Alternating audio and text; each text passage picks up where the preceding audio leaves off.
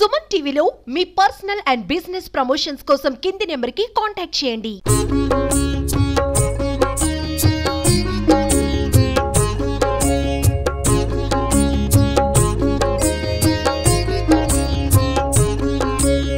మా పేరు రాజు. మేము పల్నాడు జిల్లా మాచర్ల మండలం అచ్చమ్మకుంట విలేజ్ నుంచి వచ్చాము.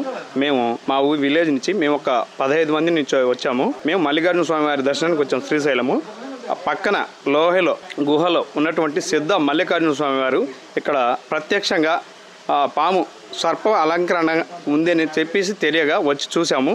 మేము దర్శించుకున్నాము. మాకు చాలా సంతోషకరంగా ఉంది.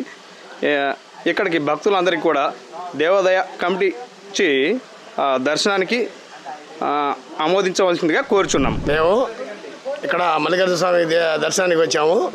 చూసి ఇక్కడ సిద్ధలింగేశ్వర స్వామి దగ్గరికి నాగసర్పం దర్శించిందంటే చూడటానికి వచ్చి ఉన్నాం.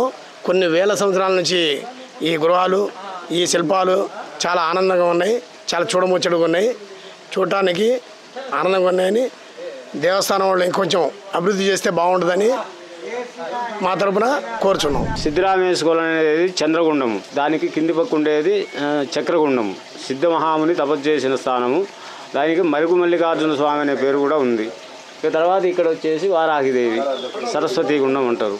ఇక్కడి నుంచి భక్తులు వస్తుంటారు కాబట్టి కొంతమంది భక్తులు పాము వచ్చింది చేస్తున్నది లీలలు జరుగుతూనే ఉంటాయి. ఇటువంటి మామూలు సర్వసాధారణ క్షేత్రం కాబట్టి ఎన్నో వింతలు విడ్డూరాలు క్షేత్రాలు గుండాలు ఎన్నెన్నో ఉంటాయి కాబట్టి దాన్ని వరి కావాల్సిన పని లేదు.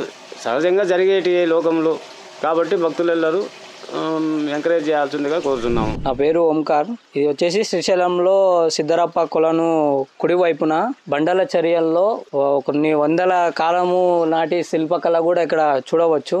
మరి నాకు తెలిసినంత వరకు చరిత్ర వచ్చేసి అప్పటి కాలంలో సిద్ధమునులు కూడా తపస్సు చేసుకున్న ప్రదేశం అని కూడా పెద్దవాళ్ళు అనడం నేను విన్నా. ఈ లింగం వచ్చేసి స్వయంభుగానే వెలిసిందని పెద్దవాళ్ళు అంటుంటారు.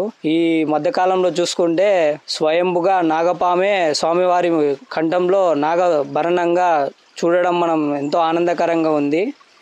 ఇవన్నీ చూడడానికి ఈరోజు మేము దర్శనం చేసుకోవడానికి ఇక్కడ రావడం చాలా ఆనందకరంగా ఉంది.